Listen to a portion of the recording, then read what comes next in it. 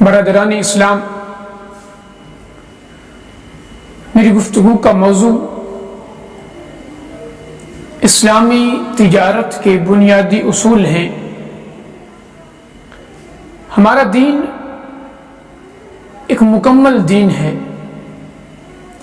جو زندگی کے ہر شعبے اور ہر پہلو کے حوالے سے ہماری رہنمائی کرتا ہے۔ دنیا میں کوئی بھی پہلو ہے، کوئی بھی شعبہ ہے تو دین اسلام ہماری مکمل طور پر رہنمائی کرتا ہے، پھر وہ چاہے سیاست ہو، معیشت ہو، تجارت ہو، الغرض کوئی بھی شعبہ ہے، دین اسلام ایک ایسا دین ہے جو ہماری رہنمائی کرتا ہے۔ تو میری گفتگو کا موضوع اسلامی تجارت کے بنیادی اصول ہیں جو کہ وقت کی ضرورت ہے۔ تو دین جو کہ مکمل ضابطہ حیات ہے، اسی دین کا ایک بنیادی اصول تجارت کے حوالے سے رزق کمانا۔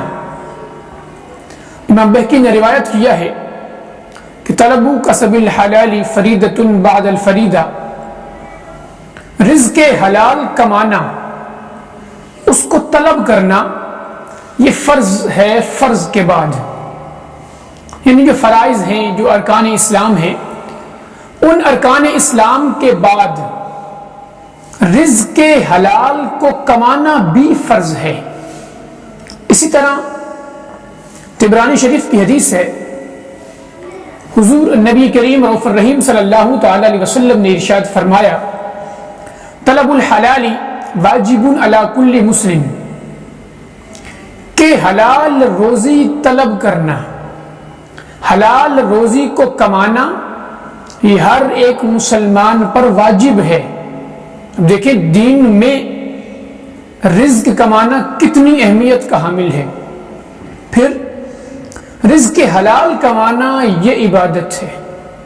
اگر ایک شخص رزق حلال کمانے میں مصروف ہے، جد و جہد کر رہا ہے، کوشش کر رہا ہے، تگ و دو کر رہا ہے، تو حضور نبی کریم صلی اللہ تعالی علیہ وسلم کے فرمان کے مطابق وہ عبادت کر رہا ہے۔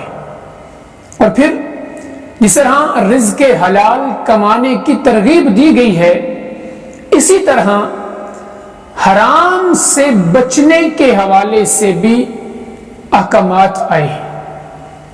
حضور نبی کریم صلی اللہ تعالی علیہ وسلم نے فرمایا حرام سے بچو، اور قرآن مجید فرقان حمید میں بار بار اس بات کی تاکید ہوئی ہے کہ حلال کھاؤ، حلال کھاؤ، حلال کماؤ اور حرام سے بچو۔ حضور نبی کریم صلی اللہ تعالی علیہ وسلم نے فرمایا وہ شخص جنت میں نہیں جائے گا، وہ جسم جنت میں نہیں جائے گا کہ جس جسم کی پرورش حرام رزق سے ہوئی ہو۔ فرمایا وہ جہنم کا ایندھن بنے گا۔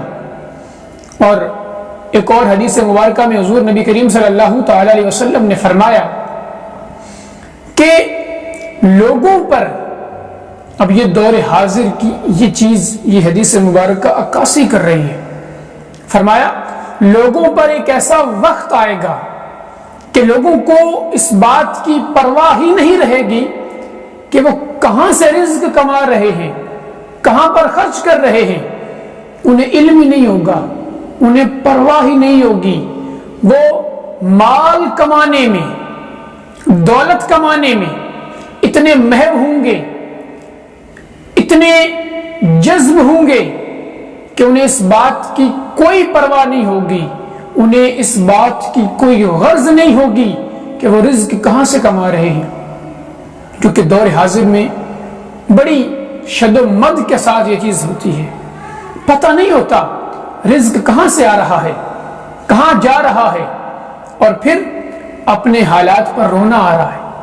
اسی حوالے سے حضور نبی کریم صلی اللہ تعالی علیہ وسلم نے جب جہاں پر حرام رزق سے منع کرنے کے حوالے سے فرمایا، فرمایا جو حرام رزق ہے وہ تمہاری دعا کے قبولیت میں مانی ہے، تمہاری دعا قبول نہیں ہوگی۔ حضور نبی کریم صلی اللہ تعالی علیہ وسلم نے فرمایا ایک شخص ہاتھوں کو آسمان کی طرف بلند کر کے، گرد غبار اس کے جسم پر ہے، جسم اٹا ہوا ہے گرد و غبار میں، اور ہاتھوں کو بلند کر کے یا اللہ کی صدا لگا رہا ہے، دعا مانگ رہا ہے کہ یا اللہ میری دعا قبول فرما۔ حضور نبی کریم صلی اللہ تعالی علیہ وسلم فرماتے ہیں اس کی دعا قبول نہیں ہوگی۔ کیوں؟ کیونکہ اس کا کھانا حرام کا ہے، اس کا پینا حرام کا ہے، اس کا اوڑھنا حرام کا ہے، اس کا بچھونا حرام کا ہے۔ الغرض اگر اس شخص کو یہ پرواہ نہیں ہے کہ وہ کہاں سے کما رہا ہے، کہاں پر خرچ کر رہا ہے، تو حضور نبی کریم صلی اللہ تعالی علیہ وسلم نے فرمایا پھر رب کو بھی اس کی دعا کی کوئی پرواہ نہیں ہوگی کہ وہ کیا مانگ رہا ہے، کس غرض سے مانگ رہا ہے۔ تو ہمیں رزق حرام سے بچنا چاہیے۔ اس حوالے سے تجارت جو میرا بنیادی موضوع ہے، اصول تجارت، قوانین کیا ہے؟ اسلام میں تجارت کی بہت زیادہ اہمیت ہے، فضیلت ہے۔ حضور نبی کریم صلی اللہ تعالی علیہ وسلم نے فرمایا تم لوگ تجارت کو لازمی پکڑو، اس لیے کہ اس میں رزق کے 10 حصوں میں سے رب نے 9 حصے رکھے ہیں، یعنی رزق کے 10 حصوں میں سے 9 حصے رب نے تجارت میں رکھے ہیں۔ یہ دین اسلام میں اس کی فضیلت ہے۔ دنیا کے جتنے بھی مذاہب ہیں، کوئی مذہب بھی اس طرح ترغیب نہیں دلاتا جس طرح دین اسلام ترغیب دلاتا ہے کہ تجارت کرو، رزق کماؤ۔ لیکن جو ضروری امر ہے وہ یہ ہے کہ اسلامی اصولوں کے مطابق تجارت کرنی چاہیے۔ اس حوالے سے حضرت امام احمد بن حنبل رضی اللہ تعالی عنہ سے پوچھا گیا، ایک شخص نے پوچھا کہ حضور 4 درہم ہیں، ایک تجارت سے حاصل کیا ہے میں نے، ایک بھائی کی صلہ رحمی سے حاصل کیا ہے، ایک ہدیہ سے ملا ہے اور ایک اجرت تعلیم سے، تو آپ بتائیں ان 4 درہموں سے کون سا درہم افضل ہے؟ تو حضرت امام احمد بن حنبل رضی اللہ تعالی عنہ فرماتے ہیں کہ ان 4 درہموں سے جو افضل درہم ہے وہ درہم ہے جو تو نے تجارت کے حصول سے کمایا ہے، تجارت سے کمایا ہے۔ یہ ہے تجارت کی فضیلت۔ پھر آگے آتے ہیں تاجر جو تجارت کرنے والا ہے۔ تاجر 2 قسم کے ہوتے ہیں، ایک ایماندار تاجر ہوتا ہے اور ایک بے ایمان تاجر ہوتا ہے۔ ایک اسلامی اصولوں کے مطابق تجارت کرتا ہے اور ایک اسلامی اصولوں کے منافی جا کر تجارت کرتا ہے۔ اس حوالے سے حضور نبی کریم صلی اللہ تعالی علیہ وسلم نے فرمایا کہ جو ایماندار تاجر ہوگا وہ قیامت کے دن انبیاء، صلحاء، صدیقین، شہداء کی صفوں میں کھڑا ہوگا۔ جو ایماندار تاجر ہوگا، جو اسلامی اصولوں کے مطابق تجارت کرے گا، اس کی نجات کی خوشخبری حضور نبی کریم صلی اللہ تعالی علیہ وسلم نے سنا دی ہے۔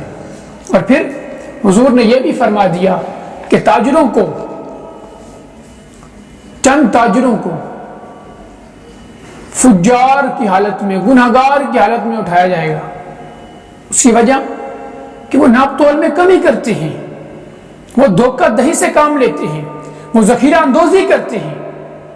اور اس حوالے سے جو بنیادی پہلا اصول ہے تجارت کا، اللہ کرے ہمیں سمجھ آ جائے کہ اسلامی تجارت ہے کیا، تجارت کے اصول کیا ہیں۔ حضور نبی کریم صلی اللہ تعالی علیہ وسلم نے فرمایا کہ اسلامی تجارت کے اصولوں میں پہلا اصول ہے تاجر کو چاہیے کہ وہ جو چیز بیچ رہا ہے اس کا عیب بھی بتائے. اگر کسی چیز میں کوئی عیب ہے، وہ عیب دار ہے. اگر کوئی اپنا جانور بیچ رہا ہے تو جانور میں کوئی عیب ہے. اگر وہ کوئی کپڑا بیچ رہا ہے، کپڑے میں کوئی عیب ہے. الغرض وہ کسی بھی چیز کی تجارت کر رہا ہے، اور اگر اس چیز میں عیب ہے اور وہ عیب نہیں بتا رہا تو حضور نبی کریم صلی اللہ تعالی علیہ وسلم نے فرمایا وہ غلط کر رہا ہے.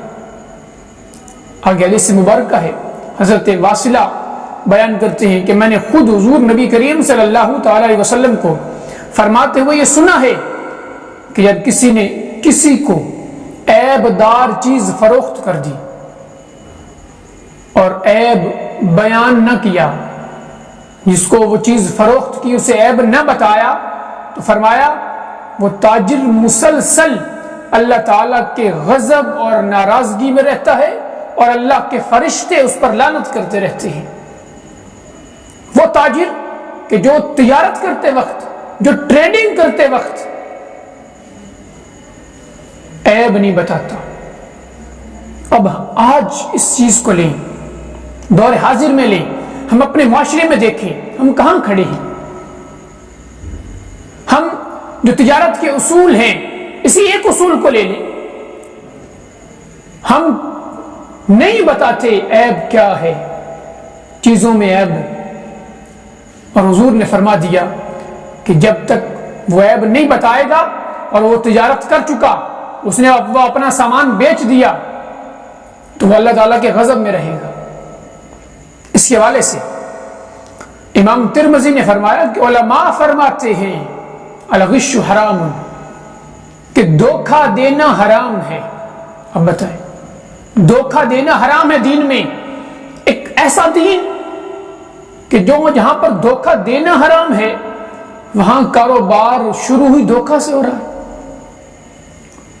ہماری جو تجارت ہے اس وقت وہ اسے اس انداز میں بیان کیا جاتا ہے، سمجھا جاتا ہے کہ دھوکہ دیں گے تو کامیاب ہوں گے. اور ادھر حضور نبی کریم صلی اللہ تعالی علیہ وسلم نے فرما دیا کہ جو دھوکہ دیتا ہے وہ رب کے غضب میں رہتا ہے، فرشتے اس پر لعنت کرتے رہتے ہیں. اس حوالے سے آپ حضور نبی کریم صلی اللہ تعالی علیہ وسلم ایک دن بازار سے گزرے تو تازہ تازہ مدینہ میں بارش ہوئی تھی. ایک جگہ دیکھا تو غلے کا ایک ڈھیر لگا ہوا ہے. جب دیکھا کہ اوپر سے خشک ہے بظاہر، آپ حیران ہوئے کہ تازہ تازہ بارش ہوئی ہے اور اس کے پاس خشک غلہ ہے. جو ہی حضور نبی کریم صلی اللہ تعالی علیہ وسلم نے اس غلہ میں ہاتھ ڈالا تو اندر سے وہ غلہ گیلا تھا، اس پر نمی تھی. حضور نبی کریم صلی اللہ تعالی علیہ وسلم جلال میں آ گئے اور فرمایا کہ تم لوگوں کو دھوکہ دے رہے ہو کہ اوپر تم نے غلہ سوکھا سوکھا غلہ رکھا ہوا ہے اور اندر سے وہ گیلا ہے، اس پر نمی ہے. تم لوگوں کو دھوکہ دیتے ہو، تمہیں حیا نہیں آتی. اور ساتھ یہ بھی فرما دیا کہ من غش فلیس منا، جو لوگوں کو دھوکہ دیتا ہے فرمایا وہ ہم میں سے نہیں ہے. حضور نبی کریم صلی اللہ تعالی علیہ وسلم نے اسے اپنی امت سے نکال دیا ہے. یہ ہمارا حل ہے. دیکھیں کہ دھوکہ دہی سے ہی تجارت کا آغاز ہوتا ہے. اس حوالے سے حضرت امام اعظم ابو حنیفہ رضی اللہ تعالی عنہ کا تقوی کا عالم دیکھیں. تذکرۃ النعمان میں یہ چیز بیان ہے. علی بن حفص بزاز روایت کرتے ہیں کہ میرے والد حفص بن عبد الرحمن حضرت ابو حنیفہ امام اعظم ابو حنیفہ کے ساتھ تجارت کرتے تھے. امام صاحب امام اعظم ابو حنیفہ انہوں نے انہیں کپڑا بھیجا اور بتایا کہ اس کپڑے میں عیب ہے، لہٰذا جب بیچنے لگو تو اس کا جو عیب ہے وہ بتا دینا. انہوں نے حفص بن عبد الرحمن نے بتائے بغیر عیب وہ کپڑا فروخت کر دیا، بیچ دیا. اب نہ اس شخص کا پتہ جس کو وہ بیچا، نہ اس کی جگہ کا پتہ جس کو بیچا. جب اس بات کا علم امام اعظم ابو حنیفہ رضی اللہ تعالی عنہ کو ہوا تو آپ کو جب علم ہوا تو آپ نے اس مال کی تجارت سے، اس کپڑے کی تجارت سے جتنی وہ پیسہ ملا تھا، جتنی قیمت ملی تھی، وہ کل قیمت آپ نے خیرات کر دی، کل قیمت خیرات کر دی، اور حفص بن عبد الرحمن کو اپنی شرکت سے علیحدہ کر دیا کہ میں تمہارے ساتھ تجارت نہیں کروں گا، اور یہ رقم 30,000 درہم بنتی ہے جو انہوں نے اس دور میں خیرات کر دی تھی۔ میں کوئی کہانی نہیں سنا رہا، یہ واقعہ ہے، یہ حقیقت ہے۔ ایسے لوگ بھی ہمارے بزرگوں میں گزرے ہیں، ہمارے اسلاف میں گزرے ہیں کہ جنہوں نے اسلامی اصولوں کے مطابق تجارت کی ہے۔ اس حوالے سے پھر فرمایا ناپ تول میں کمی کرنا سخت گناہ ہے، ویل للمطففین، کہ ناپ تول میں تم کمی کرتے ہو، یعنی وہ عذاب جو کہ پہلی امتوں پر آیا ہے اسی ناپ تول کی کمی کی وجہ سے آیا ہے۔ اور قرآن نے واضح الفاظ میں بیان کر دیا کہ ناپ تول میں کمی کرتے ہو، کیا تمہیں یہ خیال نہیں ہے کہ تم نے رب کو کل کو منہ دکھانا ہے، رب کا سامنا کرنا ہے، رب کو جواب دینا ہے، تمہیں علم نہیں ہے؟ کیا سوچ کر تم ناپ تول میں کمی کرتی ہو؟ کیا ایسی چیز ہے جو تمہیں ناپ تول میں کمی کرنے پر مجبور کرتی ہے؟ دھوکہ دہی اور ناپ تول میں کمی یہ اسلامی اصولوں کے مطابق نہیں ہے۔ حضور نبی کریم صلی اللہ تعالی علیہ وسلم نے اس سے منع فرمایا ہے۔ اسی طرح فرمایا کہ جب تم ناپ تول میں کمی کرتے ہو تو یہ اس سے سخت قحط آتے ہیں، مہنگائی آتی ہے جب تم ناپ تول میں کمی کرتے ہو۔ اور حضرت شعیب علیہ السلام کی قوم پر بھی اسی طرح عذاب آیا تھا، قحط سالی پڑی تھی۔ اسی حوالے سے پھر اسلامی اصول تجارت کے حوالے سے خرید و فروخت میں قسم کھانا یہ منع ہے۔ حضور نبی کریم صلی اللہ تعالی علیہ وسلم نے فرمایا جب تم اپنا مال قسم اٹھا کر بیچتے ہو تو اس سے رب برکت اٹھا لیتا ہے۔ پھر آگے فرمایا کہ تاجر جو ہے نا یہ صدقے کا بھی اہتمام کیا کریں، صدقہ و خیرات کیا کریں، خدا کی بارگاہ میں خدا کے بندوں پر خرچ کیا کریں جو انہیں منافع ملتا ہے۔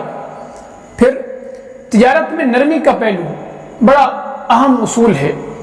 فرمایا کہ جب بھی تاجر کوئی معاملہ کرتا ہے، کوئی لین دین کا معاملہ کرتا ہے تو اسے نرمی کے ساتھ وہ معاملہ طے کرنا چاہیے۔ پھر فرمایا تجارت کرتے وقت دین سے دور نہ ہونا، یہ نہ ہو کہ جب تم تجارت کر رہے ہو تو دنیا تمہارے آگے آ جائے، تم دنیا کو ترجیح دے دو۔ اور دنیا کو ترجیح ہم کب دیتے ہیں؟ جب تجارت کرتے وقت دھوکہ دہی سے کام لیتے ہیں، ملاوٹ کرتے ہیں، ذخیرہ اندوزی کرتے ہیں، قسم اٹھاتے ہیں جھوٹی، عیب نہیں بتاتے۔ یہ ہے دین سے دوری تجارت کرتے وقت، اصولوں کا نہیں پتا۔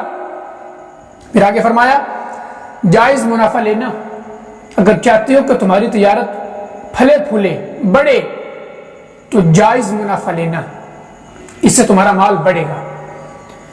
دعا ہے کہ اللہ تعالیٰ ہمیں حضور نبی کریم صلی اللہ تعالی علیہ وسلم کی تعلیمات پر عمل پیرا ہونے کی توفیق عطا فرمائے۔ واستغفر اللہ ربی من کل ذنب واتوب الیہ وما علینا الا البلاغ المبین۔